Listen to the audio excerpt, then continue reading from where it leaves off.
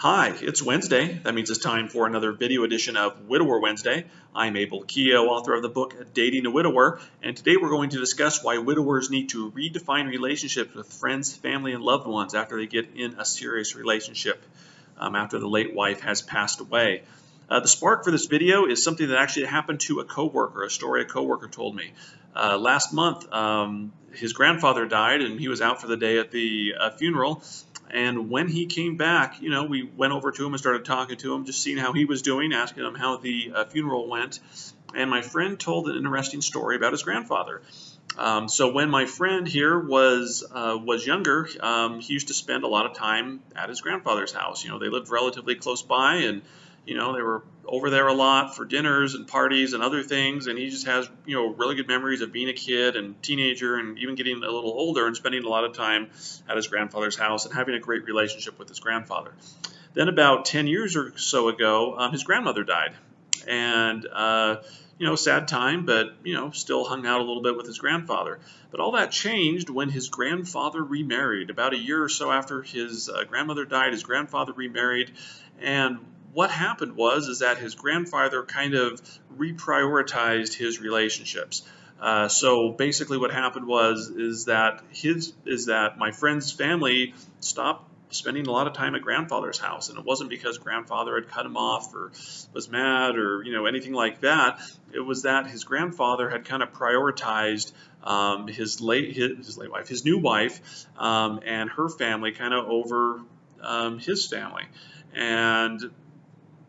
And it was interesting to hear him. He talked about it was to go to the funeral, and it was interesting for him to show up at this funeral and see people that he really didn't know that well. He knew his grandfather's new wife, okay, but she had a lot of her family there and stuff, and see them mourning over his grandfather. And these were people he didn't know, and it was just kind of for him, the whole funeral was kind of a bittersweet experience because he had great memories of his grandfather growing up and spending time with him. But then, for the last 10 years, he really hadn't been that big a part of his life. And you can tell, my coworker was a little, maybe, I don't know if upset's the right word, but he really wasn't quite sure how to feel about this. And I think in some ways, he felt that his grandfather had kind of dissed his family a little bit and just kind of had reprioritized things. And it was kind of, so the whole funeral was just kind of a bittersweet experience for him. And as I was thinking about that, as he was telling the story, it just popped in my mind that one of the issues I deal with a lot, in coaching sessions, or with on the Dating a Widower Facebook group, is that once a widower starts dating again and gets in a serious relationship, it's almost like he tries to do this impossible juggling act with all the different relationships he has, right? He has a new woman and maybe her family, but he's kind of up against maybe all these traditions or these other relationships. And so, maybe for example, they went to the late wife's family every holiday, right? I don't know, whatever, Christmas, Thanksgiving, birthdays, whatever. And maybe they went over to the late wife's family to celebrate. So one of these big holidays or one of these big events come up, and and the widower, of course, that's what we do. We go to the late wife's family, and so his new the new person in his life is kind of thinking here, well, wait, can I come? What are we supposed to do? And maybe it's an awkward thing. Maybe the late wife's family doesn't want her there. Maybe for whatever reason, or maybe a woman feels that every major holiday they're going, he's spending time with other people other than her. And when is he going to go see her family? I mean, you can fill in the blanks here. The problem is that generally widowers want to please everybody, right? They still want a good relationship, with their late wife's friends, people they used to hang out with. They want relationships with the late wife's family, anybody that kind of knew them and the late wife. And they also want a relationship with a new woman. And the reality of the situation is that when we have kind of major life events like marriage, death, moving, maybe leaving to go to school, divorce, joining the military, switching faiths, things like that. There's all these kind of big life events that happen to people. And usually what happens along with these life events is that relationships are redefined, and that's just part of life. I think you can all go through, you can think of your life, starting from the time you were little. You had friends when you were little, and as you grew up, maybe some friendships drifted apart because of, I don't know, of various things, right? You moved, you graduated high school, I don't know, you went off to college, you joined the military, you got divorced, whatever. We can all think of these major life events that kind of force us to redefine relationships. And it doesn't mean we can't be friends or still hang out with these people, but suddenly our priorities change, right? The way we look at life changes. And so the issue is widowers want to please everyone, and they feel like that they're kind of stuck in this place where, the late wife, they want to spend time with the late wife's family and the new woman and all these other people, and it's just impossible. It's impossible to do. And so really, what widowers need to do is they need to figure out what their priorities are. They need to redefine relationships. So let me give you a couple of examples from my life. So before I met Krista, my late wife, I had a couple of guy friends that I hung out with on a regular basis. Krista came into my life, and guess what? Those friendships with my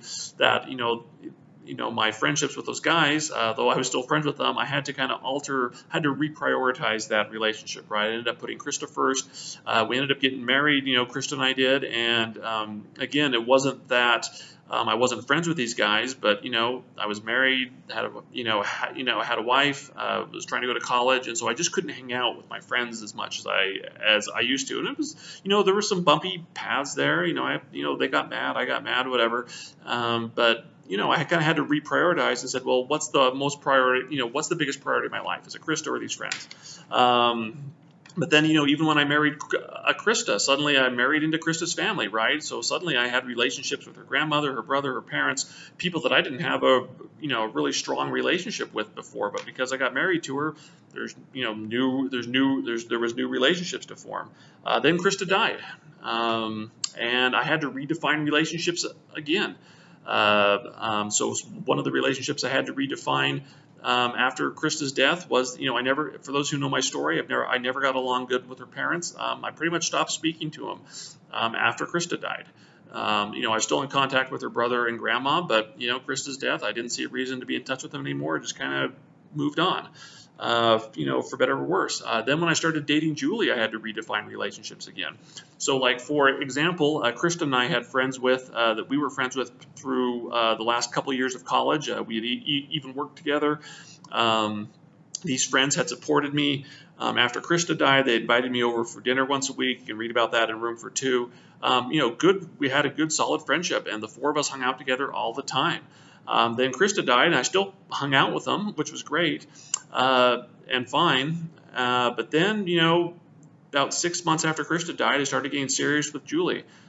And my relationship with these friends changed. And, I remember introducing them to Julie. They were welcoming to Julie. They loved Julie, things like that. But, that click that we had with Krista and I and these friends just wasn't there.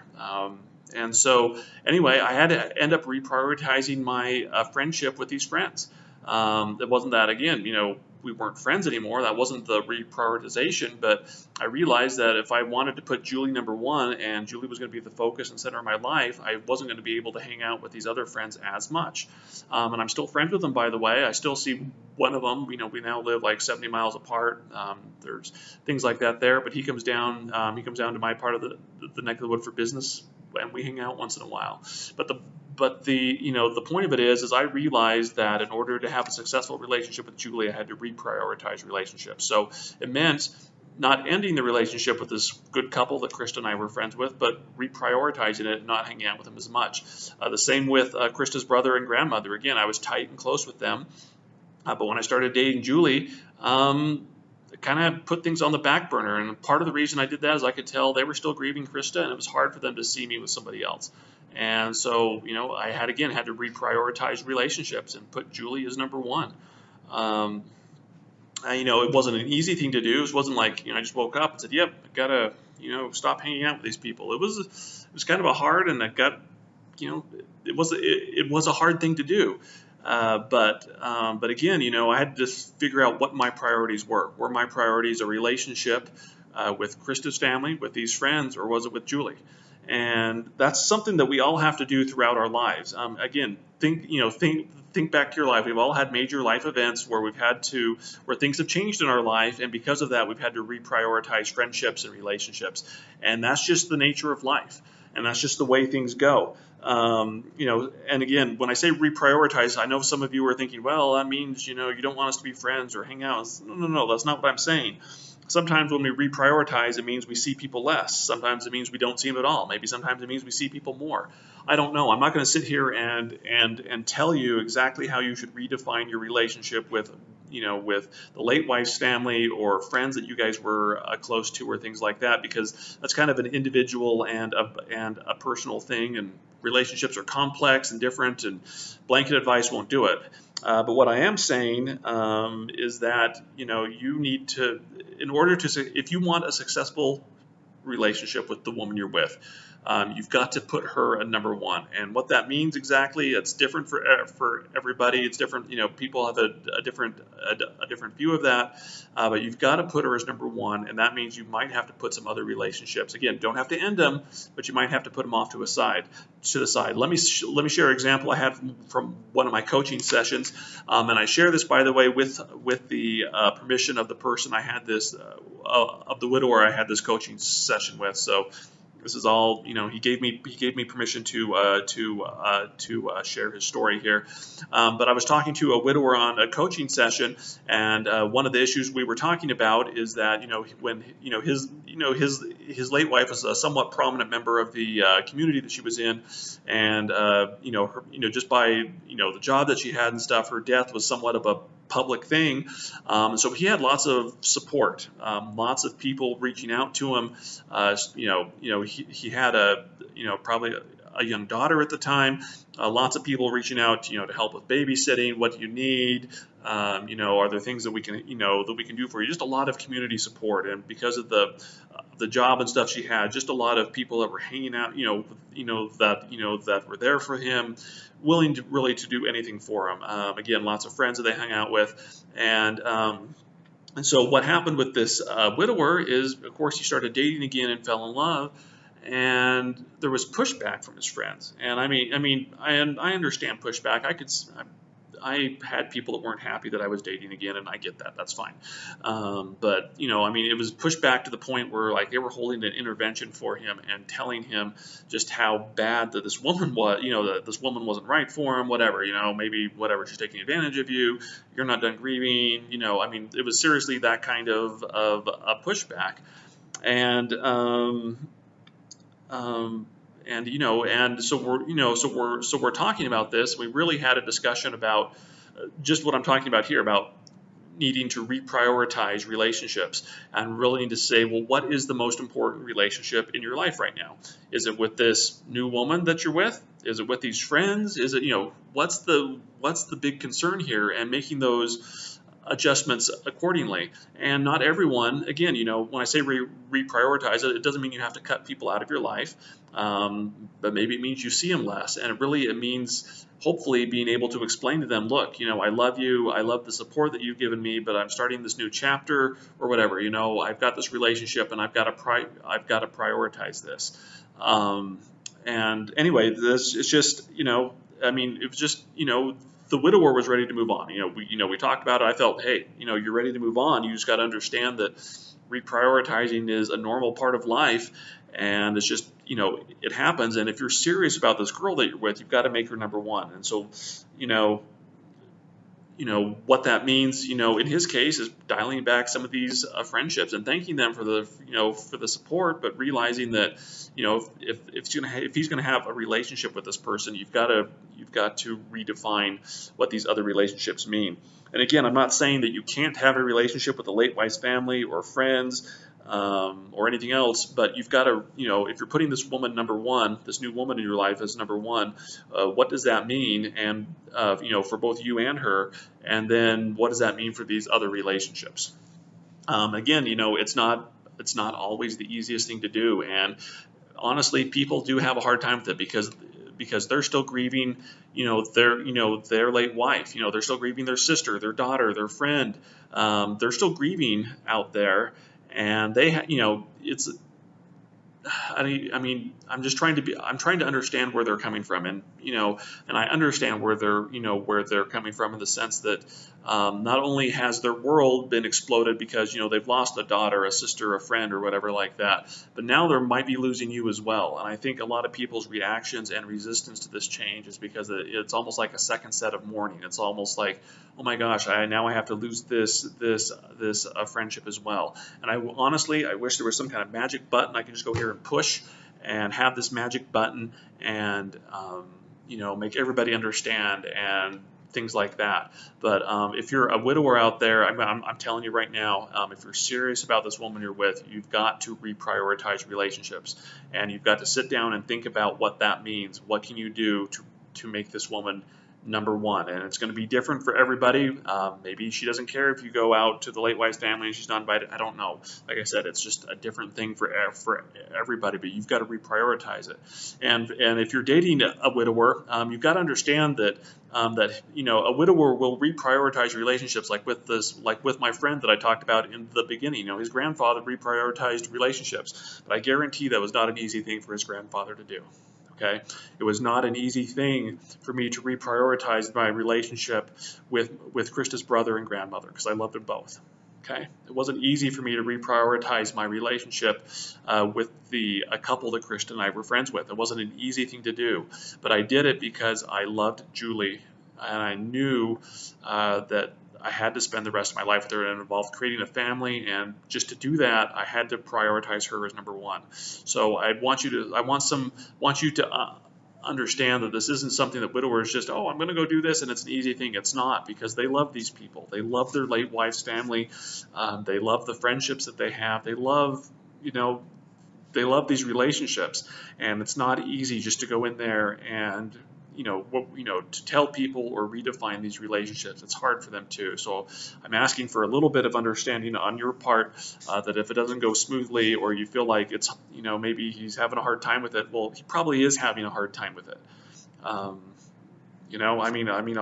say it right now, because I had to reprioritize my relationship with Krista's brother. I eventually lost contact with him. I've had contact with Scott in, I don't know, at least 7 years. Part of me wishes that once in a while I could hear from him, or I knew how to. I don't know how to contact him. His the cell phone number I have for him doesn't work anymore. He's not on social media. I have no clue where he is. And part of me wishes that occasionally I could just reach out to him and see how he's doing. When I reprioritized the relationship, I honestly didn't think it was going to come to that point. I thought that I'd somewhat stay in touch with him over the years, and it just hasn't happened. But at the same time, I don't have any regrets. I'm not sitting here saying this with a regret. Julie and I have built a wonderful family. We have a wonderful marriage and a wonderful relationship. And I don't regret putting Julie number one. I don't regret making her the center of my universe for 1 minute. I don't regret that. But life isn't perfect. People aren't perfect, and relationships are complex. And I guess my whole point of this is maybe, is patience from everyone. Patience for if you are a friend of a widower, and or a family member of a widower, and you feel like he's reprioritizing relationships, I guess I'm asking not to take it that personally. That he's in a complicated spot, and he's doing the best thing that that he can do. He's doing it the best way he knows how, and so understanding that it's hard for him. It's a complex, crazy thing, and he's not doing it out of spite for you, but he's probably doing it because he's just trying to prioritize relationships, and it's something we do all the time. We do it think about your life. You've had to reprioritize relationships from top to bottom, I guarantee it. Everybody has had to do it, and it's not always easy, but that's just the way life is. Anyway, I'm Abel, Keogh, author of the book Dating a Widower. If you have comments about this or stories you want to share, feel free to leave them below. Don't forget to subscribe so you know when the next time a new Widower Wednesday video comes out. And I will see you next Wednesday.